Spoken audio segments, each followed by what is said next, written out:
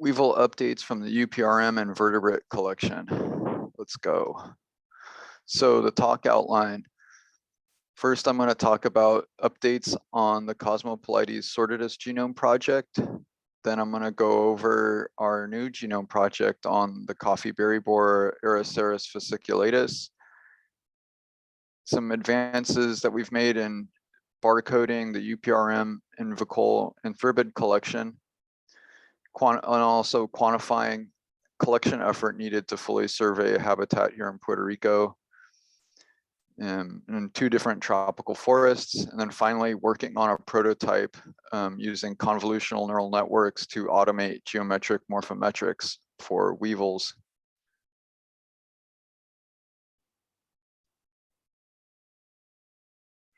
Let's see. Okay, so we got our paper accepted with revisions, as you can see. So that's really good news. One of the major revisions that we've made is testing to see the effect of pre-sorting out contaminating reads in this PacBio hi-fi genome compared to post-sorting, so post-binning.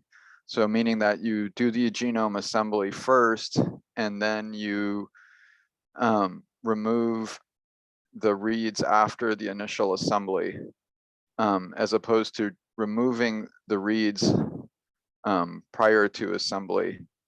Those are 2 sort of like very different approaches.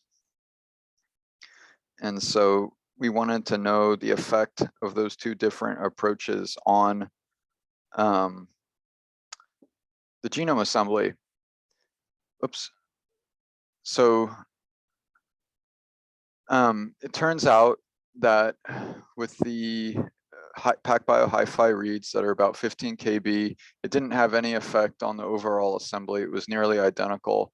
However, if you don't do pre-sorting of your PacBio hi-fi reads, in this particular genome, 3% of them that made their way into the genome were from bacteria, so contamination. So you have to even if you're using super long PacBio hi-fi reads. Otherwise, you run the risk of putting out a fully contaminated genome. And then it gets really difficult to tell if this is a horizontal gene transfer or what. So perhaps coverage depth could eliminate that, but it's not worth it.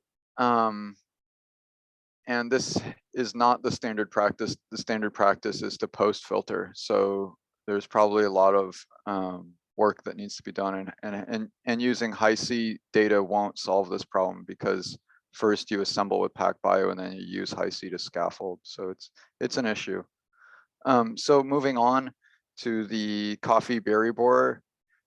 So for this one, because they're a lot smaller, we had to use the low input kit. And so that was interesting. With the low input kit, in our particular case, we got 8 KB reads instead of the longer 15 KB. So we had a lot more haplotigging, but we still got a complete genome. So we're hoping to use some Hi-C data to clean up the haplotigs. So haplotigs are basically repetitive regions that are artifacts due to the assembly not being able to fully figure out the paths when it's making contigs. So some Hi-C data would be great. Also, a transcriptome might solve this problem. And we're also hoping to figure out some of the candidate genes for how they detoxify caffeine and other compounds as a potential CRISPR project. Okay, so the overall assembly, only 262 scaffolds in 686 megabases, so a really high quality assembly, 99.5% BUSCO score. However, lots of duplicates, that's the haplotigs. In this case, because there were 8 KB, the pre-filtering made a huge difference. It really made a much crummier assembly and ballooned it, meaning that there's even more haplotigs. So we got to figure out a way, some Hi-C data or transcriptome data to remove those haplotigs. So we're working on that. We do have some candidate genes that are in the eukaryotic genome. So these are T-blast end results from the Drosophila genes that are used to detoxify caffeine. Not all insects can detoxify caffeine. Drosophila melanogaster just happens to be one of them. We know in the Scelidiid it's done by bacteria. So in the Anthribid, we need to sort out, is this in the eukaryotic genome or in the bacterium? We don't know yet, but we'll get to it in the next year. Okay, moving on. So one of the advances in barcoding is using the Oxford Nanopore Technologies Flongle, basically to do rapid barcoding. And this group, I think he's led by Rudolf Marin and others, really made some huge advances in the last couple of years in doing DNA barcoding of insects. And so we want to apply that not to like Malaise trap or Winkler samples, but actually to the museum specimens themselves, so that we can start getting barcodes for all of the museum data. So we have really good IDs plus the barcode, as opposed to unknowns and a barcode.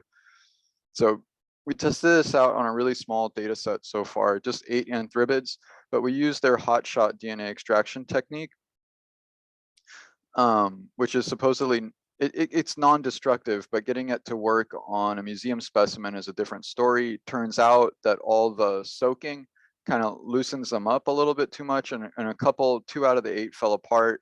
So I think it's a no-go. I think you have to go back to the classic, taking a tarsus if it's big enough, or a leg if it's a really small individual, grinding that up and barcoding that on the DNA flongle. So we made a little bit of headway there. So that's some good news. In terms of leaf litter, we've really heavily surveyed different parts of Puerto Rico, but especially the the forests of Western Puerto Rico. So that's Guanica dry forest, that's low elevation, close to sea level, and then montane serpentine forest and Maricao. So that's around 1,000 meters or so. That's like 2,000 feet at the highest peaks. Yeah, maybe close to 3,000 feet. But yeah, it's around 1,500 to 2,000 feet. So 800, yeah, in that range. So anyways, the story is you need to do at least 16 Winkler traps to get any kind of coverage in both habitats, and that was surprising. So even in the dry forest, you get enough diversity and enough rare species that you need to do about 60 Winklers spread across 12 to 15 localities. So maybe 3 to 5 Winklers per locality. So moving around quite a bit. We got about 95% of the species around 60 Winklers, but in terms of capturing all the species, we're still not there yet, just because there's so many rare species that you only get singletons of, like 1 or 2 out of dozens of samples. And so that tends to drive up the curve. But in terms of completeness, about 60 gets you most of the community. So that was really interesting. The other interesting thing is that the 2 communities were totally different. So the low elevation stuff, it's not like the low elevation stuff. Species of weevils were just able to make their way up the mountain, and the low elevation was not a subset of the high elevation. They were 2 completely different communities. And so that means that you really have to get to all these different places to fully capture island fauna. So you have to go to like both the low elevation and the high elevation localities. They're not there are some species that were shared between them, but in terms of the community, they're significantly different from one another. Okay, so Detectron 2. If you want to automate geometric morphometrics, in my opinion, this is the most promising tool, and I have built a working prototype that automates geometric morphometrics of Weevil elytra, and that can do thousands of images in minutes. It's really quite something.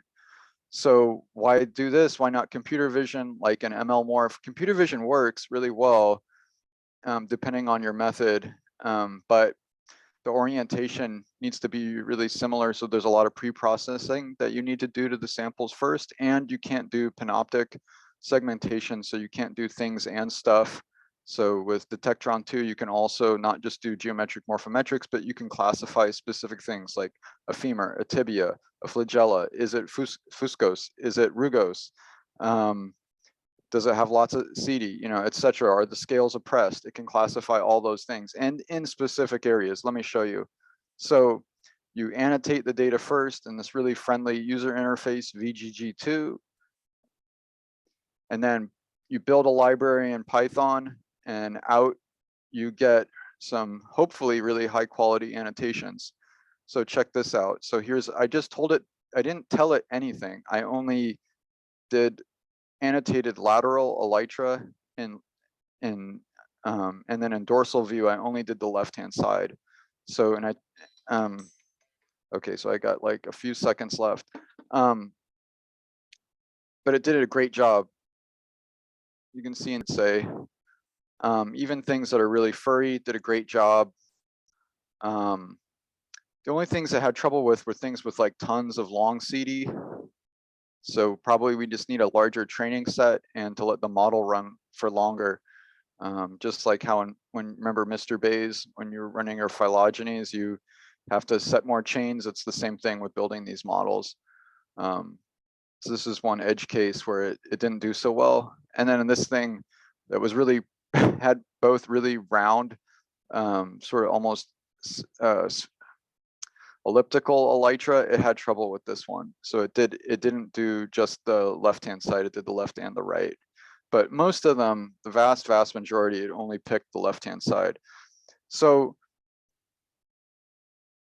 this is an amazing tool. It gives you an outline, and then you can lay down semi-landmarks. So you can do a complete geometric morphometrics as well as classical morphometrics like measurement. If you have a scale bar, you can just, there's a Java code that you can write in ImageJ that automates that as well. So awesome tool. I'd like to thank my students in my lab, the USDA, NIFA, HSI program, and RIA program. Also like to thank my son for encouraging me to keep pursuing the computer vision stuff.